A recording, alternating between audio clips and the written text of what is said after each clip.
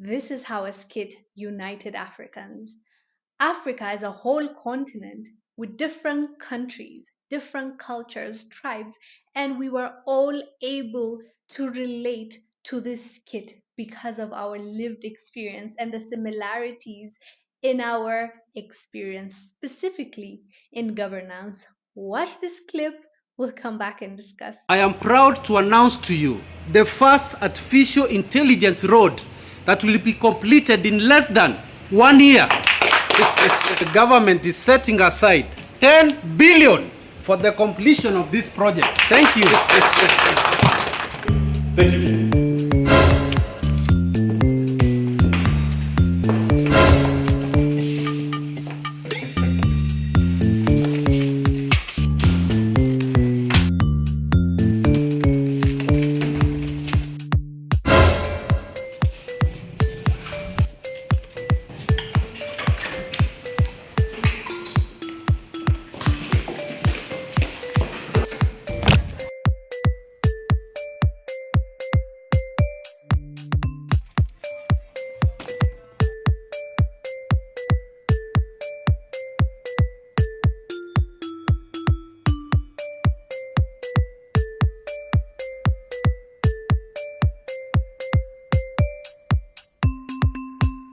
So the video you watched is from a Kenyan content creator.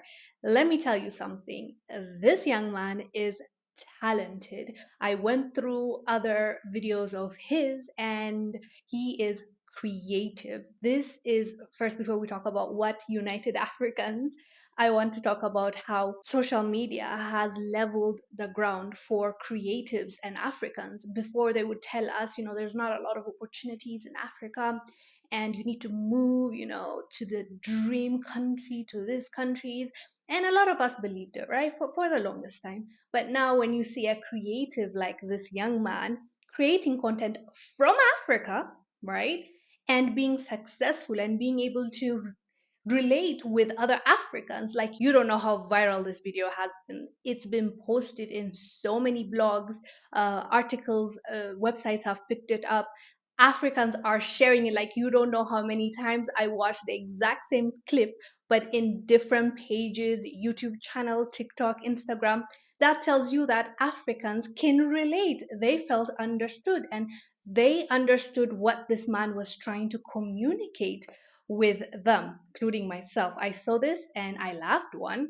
Obviously, it's a funny skit, but right after you laugh, you get sad because it's the reality. That is what happens with governance in a lot of African countries. So this young man was able to explain it with just a few minutes of video without even having a speech. Like, he just did it so well, and that is why people related to it. But let's talk about the content of the video. The video content, as you watched, is that like a contractor is given a big contract and he's ready to go to work and do his job. And as soon as he leaves that press conference, the politicians behind the scenes start taking chunks of the money.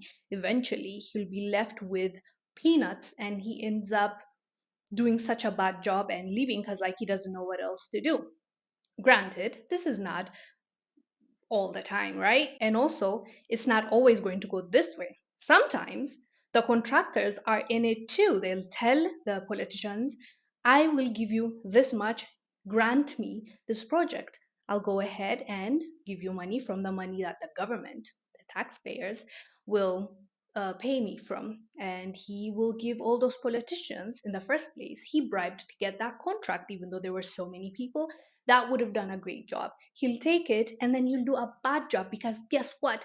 A lot of the money went to other people's pockets. It's not really being used to buy the machine or the product or the resources that he needs. So he'll do a bad job and go. And you know what the sad part is? Tomorrow, since the road was made badly, we're gonna need to fix it again. And guess what happens? The same politicians will go and ask the contractor, he'll go and do a bad job, pay them their fees, and then the cycle continues. And at the end of that year or 2 years or 3 years, that country will lose more money because they keep fixing it because it's a bad job that was done.